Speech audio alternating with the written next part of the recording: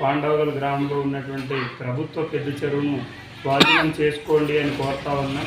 సోమవారం రోజు 11 గంటలకు కురిసినటువంటి వర్షం, భారీగా వర్షం కురిసింది.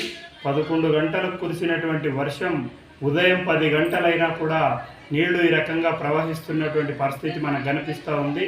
అందుకనే ప్రభుత్వ చెరువు ఆక్రమణకు గురైంది. ఇప్పటికైనా స్వాధీనం చేసుకోండి అని చెప్పేసి ప్రభుత్వానికి, ప్రజాప్రతినిధులకు విజ్ఞప్తి చేస్తూ ఉన్నాం. మేమేమి గొంతెమ్మ కోరికను కోరడం లేదు.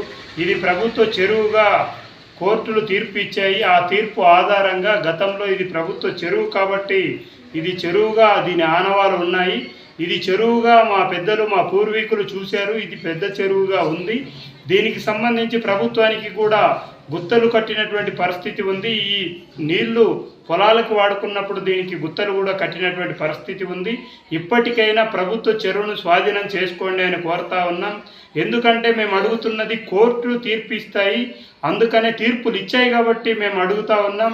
మేమేదో అక్రమ భూస్వామికి పోటీగా మేము అడగట్లేదు. ప్రభుత్వం ఖచ్చితంగా చేయాలి అని చెప్పేసి, ప్రభుత్వం ఎక్కడి నుండో మాకు ఇవ్వాలి అని మేము అడగడం లేదు. ప్రభుత్వ చెరువు గతంలో నుండి ఉంది. ఆ చెరువు ఆక్రమణకు గురైంది. పి విజయలక్ష్మి అనేటువంటి ఆవిడ ఆక్రమం చేసింది కాబట్టి ఈ చెరువును స్వాధీనం చేసుకొని భూగర్భ జలాలు పెరిగే విధంగా చుట్టుపక్కల భూగర్భ జలాలు పెరగడానికి అవకాశం ఉంటుంది.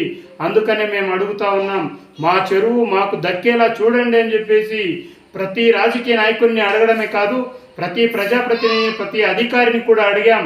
అయ్యా, మా చెరువును ఖచ్చితంగా స్వాధీనం చేసుకోండి, అందులో నీళ్లు నిల్వ ఉంచేలా చూడండి అని చెప్పి కోరుతా ఉన్నాం. అదే వర్షపు నీరు ఏవైతే కురుస్తుందో వర్షం, ఆ నీరు నిల్వ ఉండేలా చూడండి అని చెప్పి కోరుతా ఉన్నాం. ఇప్పటికైనా అధికారులు, ప్రజాప్రతినిధులు, ప్రభుత్వం వెంటనే స్పందించాలి. స్పందించి దాన్ని చెరువును సాగు చేస్తున్న ఆక్రమదారులను సాగు చేయకుండా ఆపాలి. దాన్ని చెరువుగా వర్షపు నీరు నిల్వ ఉండేలా చూడాలి అని చెప్పేసి చెరువు సాధన కమిటీగా విజ్ఞప్తి చేస్తూ ఉన్నాం. మా